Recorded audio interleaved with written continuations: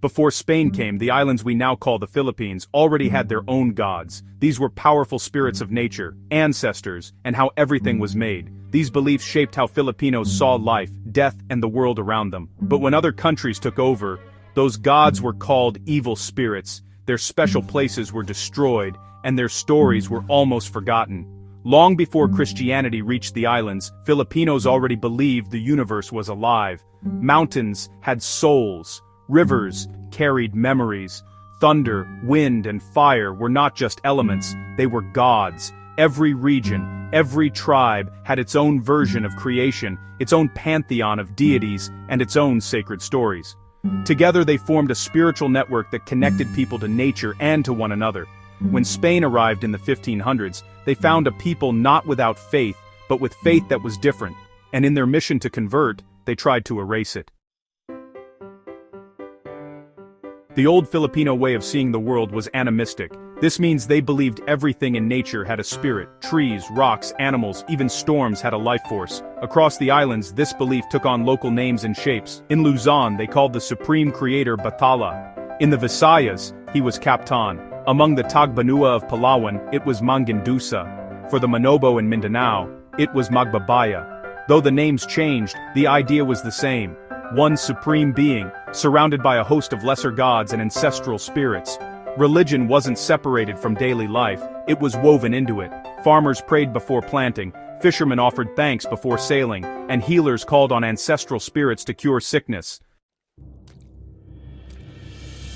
In the Tagalog belief, Bathala Maikapal, Bathala the creator, was the boss of the heavens. Spanish writers said he was the highest god, and spirits called Anito or Diwata worked for him, carrying messages between heaven and earth. Bathala created the world and watched over it from above.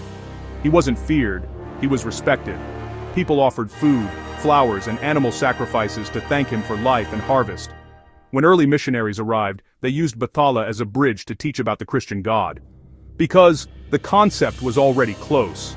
But over time, they discouraged the name, labeling it pagan. In their daily lives, Filipinos didn't always pray directly to Bathala. They prayed to the Anito, spirits of ancestors and nature, asking for protection, healing, and guidance. Anito could live in trees, rocks, mountains, or even in carved wooden figures kept in homes or shrines. People would offer rice, betel nut, and drink to them in small ceremonies led by a priest or priestess known as a Babaylan. In the Visayas, these spirits were called Diwata, benevolent beings who ruled specific parts of nature. There was a Diwata of the sea, a Diwata of harvest, a Diwata of love. They weren't evil, they were part of the balance of life. A very important part of this system were the Babaylan. These were spiritual leaders who healed people, acted as shamans, and talked between humans and spirits. Most Babaylan were women, though some were men who took on feminine roles, a sign of spiritual power, not shame. They led rituals, interpreted dreams, healed the sick, and maintained harmony between people and the unseen world. Spanish missionaries were astonished by the Babaylan's influence. Villagers followed them more than chiefs. Their rituals drew crowds. Their knowledge of herbs, astrology, and weather seemed magical. So, the colonizers targeted them. They called them witches and servants of the devil. Many were executed or forced to convert. What Spain didn't understand was that the Babaylan represented an older form of wisdom, one that saw nature and humanity as equal parts of a sacred whole. Even on the same islands, the stories of how the world was made were different, but they all showed a deep respect for nature and their ancestors. Tagalog myth, the bird and the sea. One popular Tagalog creation myth tells of the sky god Bathala, the sea goddess Amon Sanaya, and a giant bird caught between them. Their conflict created the world. When the sea's waves and the sky's winds collided, land emerged, the first islands of the Philippines. It's a poetic way of saying, life comes from balance, not domination. Visayan myth. The children of Kaptan and Magwayan. In the Visayas, Kaptan ruled the sky and Magwayan ruled the sea. Their children created the earth and humanity itself. The myth reflects how deeply seafaring culture shaped the Visayan worldview, life born from the meeting of sea and sky. Mindanao beliefs, Magbabaya and the spirits. In Mindanao, various ethnic groups like the Manobo, Higaonon, and Bukidnon worshipped Magbabaya, the great creator. He ruled over nature spirits who maintained the balance of rivers, forests, and mountains. Rituals to honor these spirits were done with food, music, and dance, always emphasizing community. When the Spanish arrived in the 1500s, they saw these practices as a danger to their mission. For them, the Babaylan's power was risky, and praying to Anito was wrong. Missionaries destroyed altars and carved idols. They burned shrines called Dambana or Lambana, replacing them with crosses and chapels. Local deities were rebranded as demons. For example, the Diwata, once protectors, were rewritten as evil spirits. Bathala's name disappeared from prayers, replaced by Dios. Over time, centuries of spiritual knowledge were reduced to superstition in colonial eyes.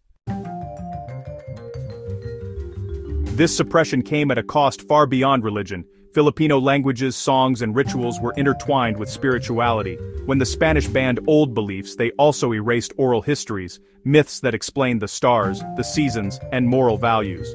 Yet not all was lost. Some stories survived, disguised within Christian festivals and folk traditions.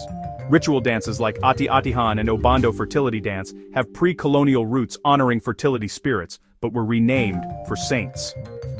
This blending of old and new beliefs, called folk Catholicism, allowed ancient Filipino spirituality to survive beneath colonial rule. In the 20th century, anthropologists began documenting surviving myths from elders in remote communities. They found that pre-colonial faith wasn't primitive or chaotic. It was organized, symbolic, and deeply moral. Each story had purpose, why kindness matters, why balance keeps nature alive, why ancestors must be remembered. This wasn't blind superstition, it was philosophy encoded in myth. Today, these rediscovered beliefs are being re-examined as part of Filipino identity, not to replace modern religion, but to remember where spirituality began. Even today, echoes of these gods live on. When a Filipino says Bahala na, leave it to fate, they're unknowingly invoking Bathala, the ancient creator. When people make offerings to the sea before sailing, or light candles for ancestors, they're continuing age-old traditions. And when Filipinos celebrate fiestas filled with music, color, and dance, they are, in a way, honoring the spirits that once ruled the islands. The old gods never truly disappeared. They simply learned to live behind new names. The story of the Filipino gods and myths that Spain tried to erase isn't about lost religion, it's about cultural survival. Despite centuries of colonization, the essence of pre-colonial spirituality endures in language, rituals, and values. It teaches respect for nature, gratitude for life, and reverence for ancestors, lessons the modern world still needs.